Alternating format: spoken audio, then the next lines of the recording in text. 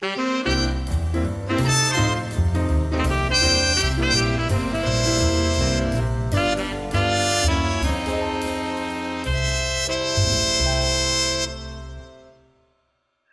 and then but it was wonderful to see her as a swing. She did just about every part in Chicago, and that's her brilliance is being able to capture every character, know every move for every character in a show. Now, while we're on that moment, for the students out there watching this, how do you go about doing that? Learning every role in the show and, okay, you're going to do this tonight, or you're going to do that tonight, or, I took copious notes, literally going from, okay, I entered from stage right and I come down stage and I'm going to cross male number one. I'm going to chalet around him, and then I'm going to go back up stage center. Like I literally had each note and with drawings. And now they actually have an app that you can do that, where you can do spacing and move things around. Yeah, I know. I wish I had that back then.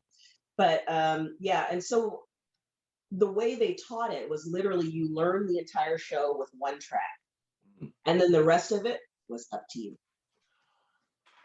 So there were only 4 of us, right, and we would rehearse together, just the 4 of us, the other 3 swings, and we would help each other with each track. So, I mean, I had the best time working with these people because they were the ultimate professionals, and just would fill in wherever I needed to. If I needed to lean on someone, T. Oliver Reed would lean while I had to whatever lift I needed to do, and we just worked through it. And then they would watch it to make sure, right? I couldn't just do the show. I would have to get cleared for each one.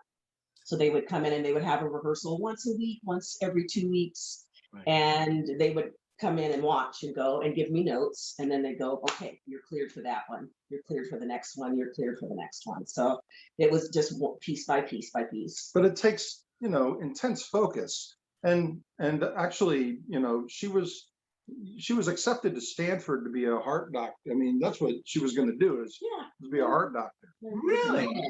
Pre-med, yeah. And she was, but the opportunity to go tour with Milli Vanilli took over, and she became a dancer. Right. I did a Michael Jackson video. I love showing that off. Which one? It was Remember the Time? Yes! I do remember the time. Do you remember the time? No. Oh, yes. Oh, my gosh. I've been listening to his music lately, so I've been playing that a lot. Oh, that's fantastic. How was that, by the way, for those Michael Jackson lovers to work on that set? Oh, he's the ultimate professional. He was very kind. It was a big group of us, so I'm sure that was weird for him to have all these people around him like that. But he worked really hard. What I still love to this day, and I think I took that on as I did that. First of all, it was a 4-week shoot. They did not mess around. It wasn't like 1-day video. It was filmed on the Universal lot in 2 sound stages, and it was incredible. It was incredible. John Singleton, the director of Boys in the Hood, he directed that video. So it was really fortunate to work with a director like that. And I got to speak with Michael one time through the whole thing, but he and I had the same dance teachers as far as hip hop was concerned. And so I talked to him about that. And he goes, Pop and Taco, Skeet and Pete? I'm like, yeah. He goes, oh my gosh, they're incredible, So I got to because he was a big idol of mine. I got to work with him. My favorite story I always tell is whenever we were about to do a take, he would literally stand there with his arms like this, just down low. And he'd just kind of stand there, no energy whatsoever. And then they'd count down 5, 4, 3, 2, 1, and go, whoa! And then all of a sudden he was spinning, doing the toe thing, doing the choreography with us. And then they'd go cut, and he'd go, okay, what's next? What? You know, because we had to build up. We're like, okay, let's get going. Here we go. He was just like, okay, let's do it again. It was like a rocket.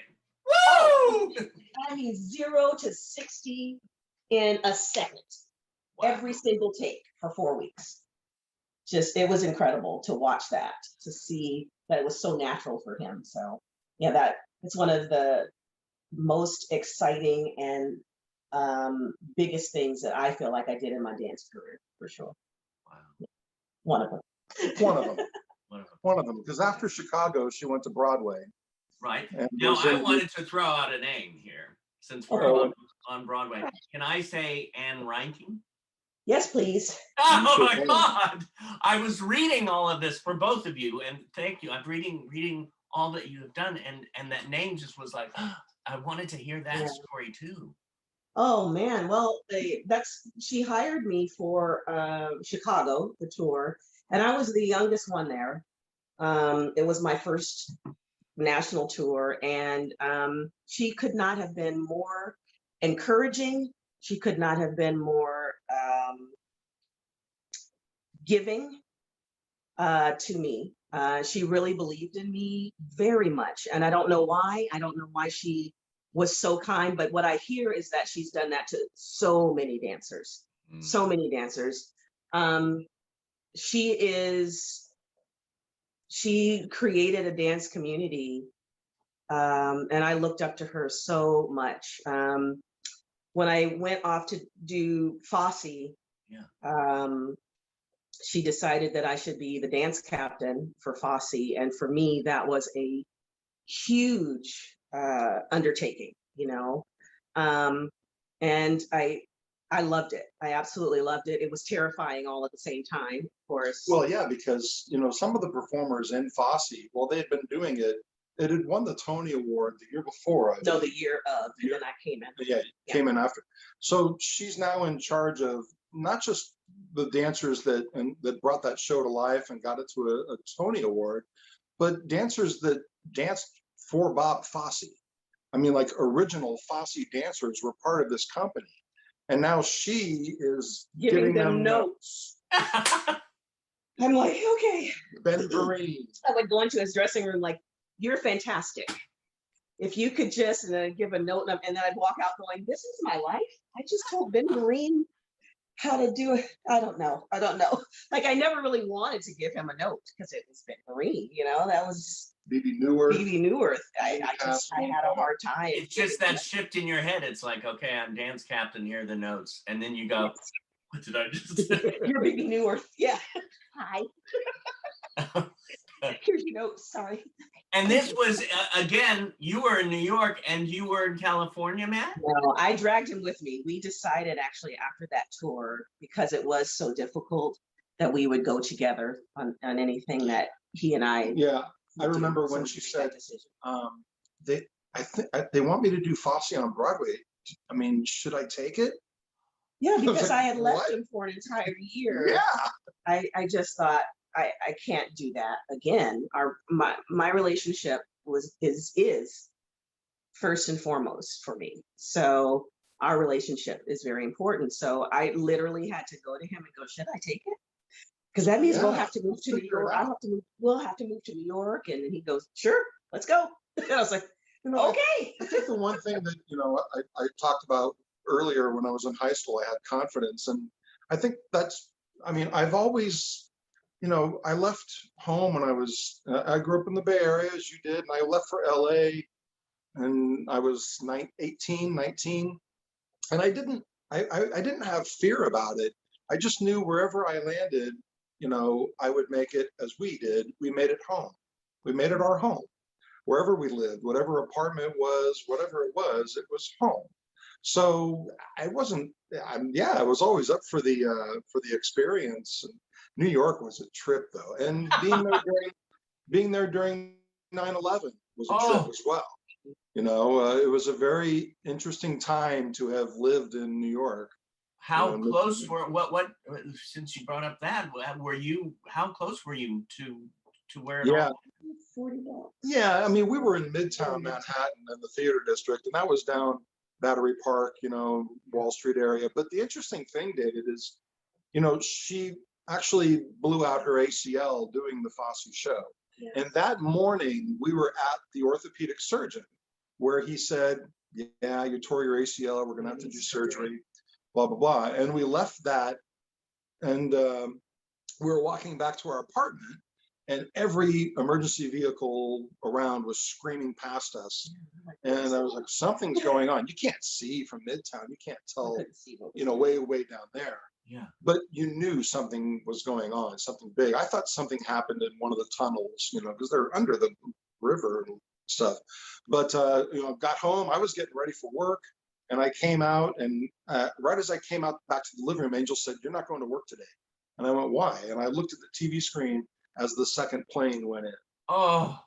And that was, it was a nightmarish experience. I mean, thankfully, we're still here, and we didn't lose anyone we loved, but a lot of people did. Yeah, and it was a traumatic experience to see people. I remember that day. I remember seeing people walking uptown in their suits, just covered in soot, and just the look on their faces. Yeah, I knew they had seen things I hadn't, and it was a very something I'll live with, and it'll hit me emotionally, every year when the anniversary comes up. How and so once you're in that moment, it's like shifting to another moment, to the AC, to your leg. Yes. How far into the performances had you been? 3 years. And the show was closing in a week. And not just that, David. Not only was it closing, but they were filming the show so that they could archive it and release it on DVD. And they were doing the scratch filming where they were positioning cameras and really getting a feel for the show. Yeah. So they knew where the cameras were and what shots to take and what have you when she tore her ACL. Yeah, there's a practice recording that they did, and that's where I got injured when I was. Yeah, and then the next day they did it for DVD, and she was not there, which. But you see my name scroll down, dance captain. That's it. Right. Yeah, that was tough because the injury wasn't. When you see it playing football games and stuff, there's this thing that happens, and they're all on the ground, and everybody runs in, and I just thought I'll put a knee brace on because it literally just popped, and then I finished the number. Like I just thought, oh, I hurt my knee, it'll be fine, and I finished the number and I walked off, and I was like, I need a knee brace. And when I went to put the knee brace on, my knee was the size of a cantaloupe. Oh. I went, uh-oh.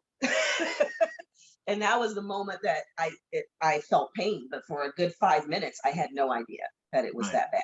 Probably adrenaline, yeah. But that was also what got us, at that point, because her knee was gone, she wasn't gonna be able, the show was closing. I wasn't really doing anything stupendous. Okay, how do we get home? Mm-hmm. And I was constantly going, and we didn't have a car. You don't have a car in New York. So I was going, man, what if we have to evacuate and I got to carry her down 3 flights of stairs and hail a taxi? So, we were just trying to figure out our exit plan. And there was no Uber back then. No, there was not. We were like, should we get a rowboat to see if we can go across the bay? I don't know. Let's see about this, But fate would have it. And The Lion King, the Broadway show, they were looking for somebody to be their guest services manager at the Pantages Theater in Los Angeles. Right. So I put my resume in, and they hired me, and it got us home. Excellent. And then I went right to work for The Lion King in Los Angeles. So that was like within a week or two, right? No, it was 3 months. Yeah, well, it was November. I remember leaving New York in November. 2 months. Yeah, 2 months after. Because you still had to heal. Yeah, my recovery was going to be at least a year, 6 months to a year. Right. So, and then once we found out, it was actually a career-ending injury for me. So that was, yeah. Oh, it was. But she still went on to perform. I did. Well, and you teach too, right?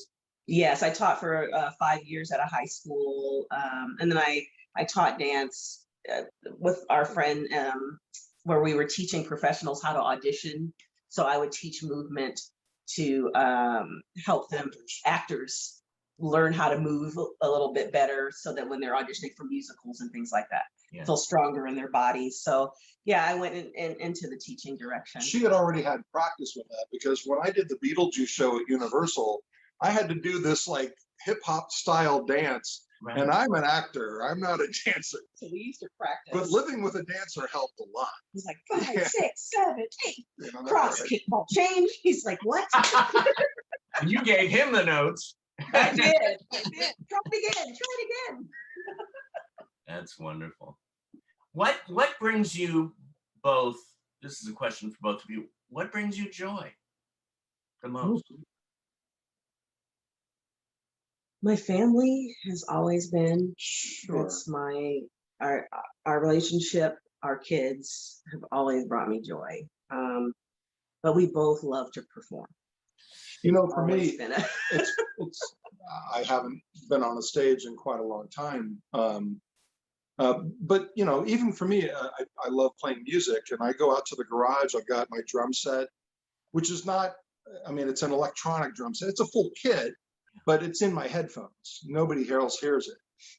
And I have a bass guitar. I was in a band for 7 years when I was in LA. And so, you know, I have a 4-channel mixer, and I hit shuffle on my phone, and I play along with whatever comes up, you know, and that brings me joy. It's just my escape, and I can still feed my creative soul.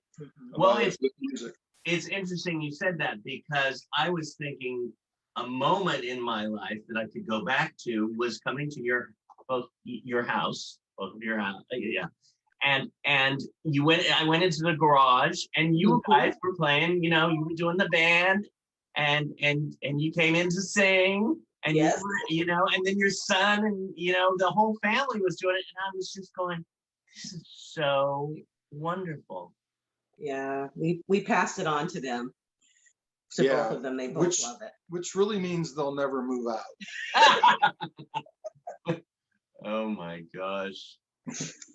And for me, I actually returned back to theme parks because I started back at Disneyland. This was World. Disneyland. Disney World, yeah. Disneyland. Oh, back there. Yeah, in LA when we went back. Once I was able to walk again, I went to Disneyland and opened the Aladdin Spectacular at. Right.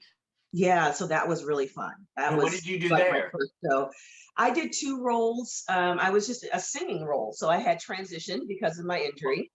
So I was a singer not just you were a singing role. Yes, I was a singing role instead of the dancer who could hold a note. So that was my first transition from, okay, I'm going to sing now. Actually, open the show. But yeah, oh my gosh, open the show. Well, I'm sorry, I just went back to Broadway. I played the narrator, which was the person that sang in the beginning of the show, and then I also were different characters throughout the show. And I think I saw you because I saw that show at Disneyland. I just, isn't it great? It was the beginning of their big shows there. So you know, and that was a question too I was going to ask, but you know, sometimes you'd flow down the river on that raft. Yeah, especially wait, I had a question back there near 3. I take full responsibility. And then my brain goes, yes, but I'm going to make you forget it. The transition. How does an artist deal with, you can't dance anymore? That news. Yeah, that was tough. So when we came back here, throughout the entire time I was studying singing and acting while I was in New York. So, you know, during the day, that's the thing about New York actors. They're performers. They're incredible because you never stop studying. You're always taking an acting class and a dance lesson and a singing. Even though you have a show at night, we were constantly preparing, you know, and constantly keeping the instrument ready for whatever was to come. And so I had been studying singing lessons through Starlight Express, into Chicago, into Fosse. So it was like, I literally just had to make the choice and go, I can't dance the way I could then. So I'm going to go in as a singer, and then they'll see that I can move pretty good, right?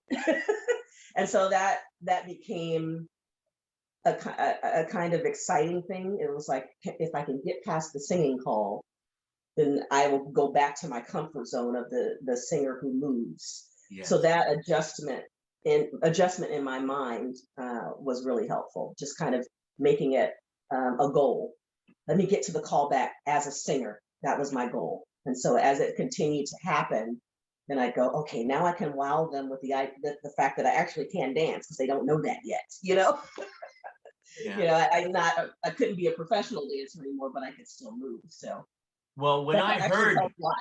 when I heard your voice, because I've Oh. heard you sing, I'm going, oh, hello. I could just sit there all day and listen to you.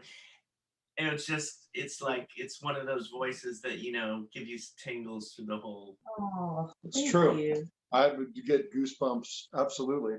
Yeah, she opened the show on Broadway when she did Fosse in this beautiful blue velvet gown. And she did the first show, the first number, which was Life is Just a Bowl of Cherries. And it was, I mean, her voice, you know, her style and the orchestra, it That was was really just fun. a power moment. And I'm so glad that I have it as an MP3 file. You know, I've got the recording, and because I listened to it, and oof, yeah, it's good stuff. And then from singing to acting, I was taking acting lessons, but that was kind of the third thing. Yeah. That was kind of I'm still working on that as I was doing the singer who could move. And then we had Josh and Ash, and I hadn't been going to singing lessons as much. So then I was like, let's see if I can now be the actor that comes in the room, but surprise them with the fact that I'm actually a singer. So that it just kept adjusting. He laughs at me with that kind of stuff. So I just found a goal, you know, each time. So that's pretty much how that worked out. But I not to say that it wasn't hard. Yeah. It was very difficult because I had done such beautiful and exciting work as a dancer, from theater to tours to videos.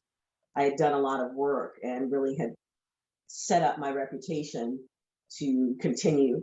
When I got injured, I was getting called into 6 and 7 auditions in New York, you know, just like, and I would get the phone call and they go, oh, you're injured? Oh, sorry. And you know what? It's funny you said it, because she was actually, when 9/11 happened, she was actually supposed to have been in San Diego.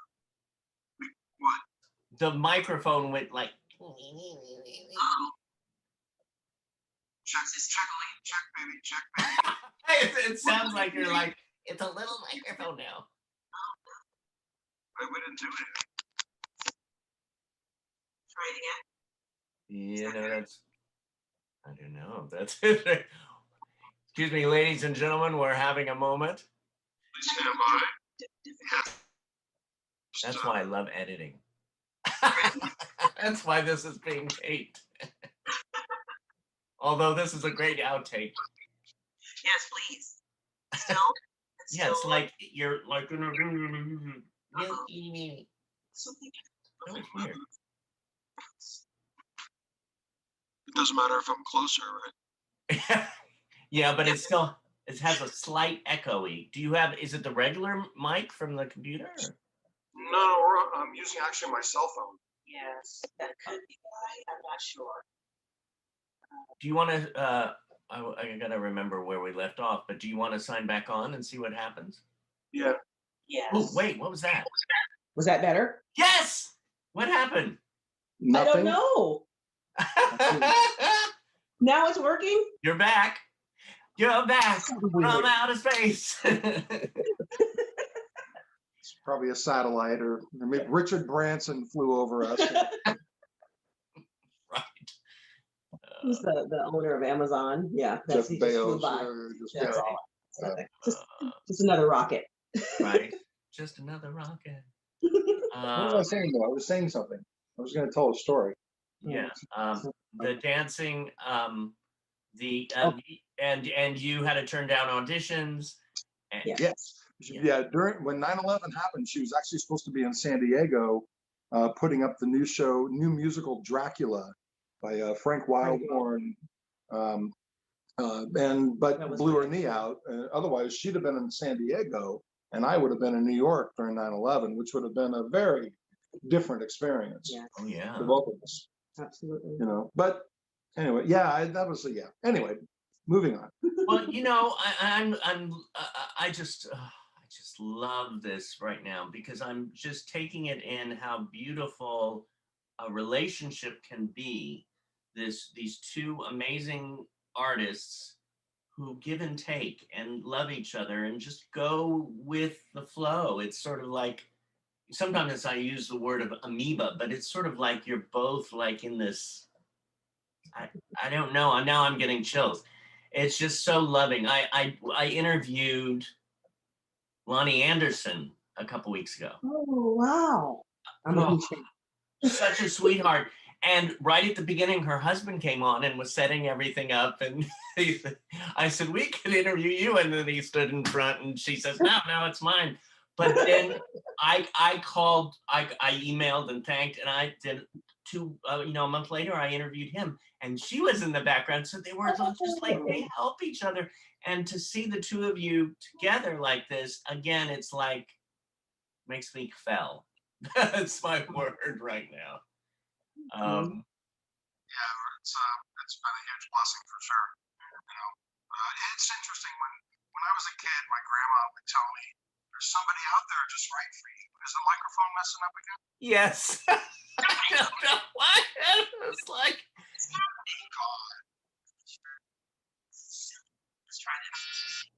your grandmother. Remember, it's your grandmother. Thank you. No. Testing 1, 2. Isn't that weird? My battery is like 27%. I don't know why that would matter though.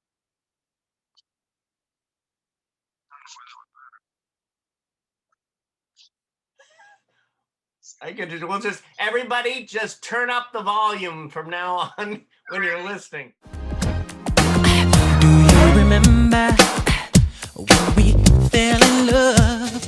We were young and innocent then. Do you remember how it all began? It just seemed like heaven, so I did it. Do